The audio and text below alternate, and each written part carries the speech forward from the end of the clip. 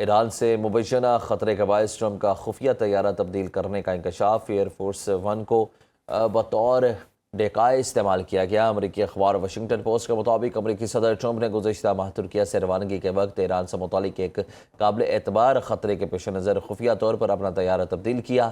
Report کے مطابق Trump نے ابتدا میں ہی کیمروں کی موجودگی میں ایئر فورس ون میں سوار ہونے کا تاثر دیا، تاہم بعد میں انہیں ایئرپورٹ کیٹرنگ ٹرک کے ذریعے ایک متبادل فوجی طیارے ایئر فورس C-32A میں منتقل کیا گیا۔ رپورٹ کے مطابق ایئر فورس ون کو بطور ڈیکائے استعمال کیا گیا، جبکہ صحافیوں اور وائٹ ہاؤس کے بعض اہلکاروں کو کئی گھنٹوں تک یہی یقین رہا کہ صدر اسی طیارے میں موجود ہیں۔ ٹرمپ کا ایران سے مذاکرات کے بعد آئندہ لائے عمل بتانے سے انکار۔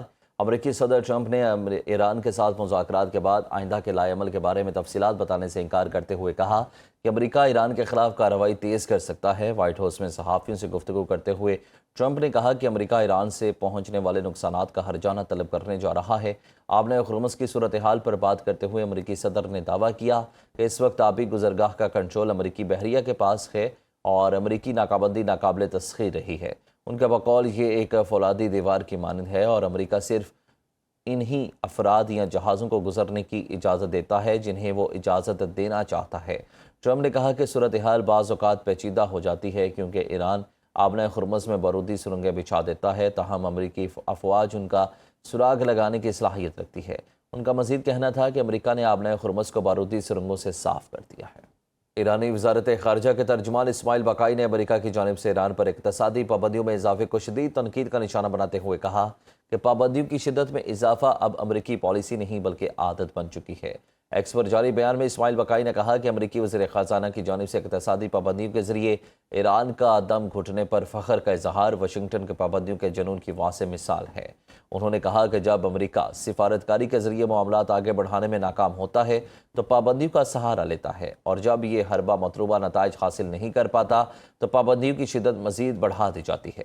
ایرانی ترجمان کے مطابق یہ رویہ ایک ایسے جنون میں تبدیل ہو چکا ہے جس نے امریکی سیاستدانوں کی سوچنے اور سمجھنے کی صلاحیت کو متاثر کر دیا ہے۔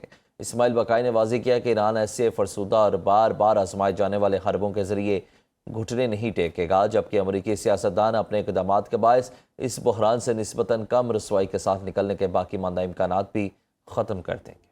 ایرانی صدر مسعود پزشکیان نے کہا کہ سپریم لیڈر آیت اللہ علی مجتبی خامنہئی کا مکمل طور پر صحت یاب ہیں اور انہوں نے ان سے تقریباً 7 گھنٹے طویل ملاقات کی ہے۔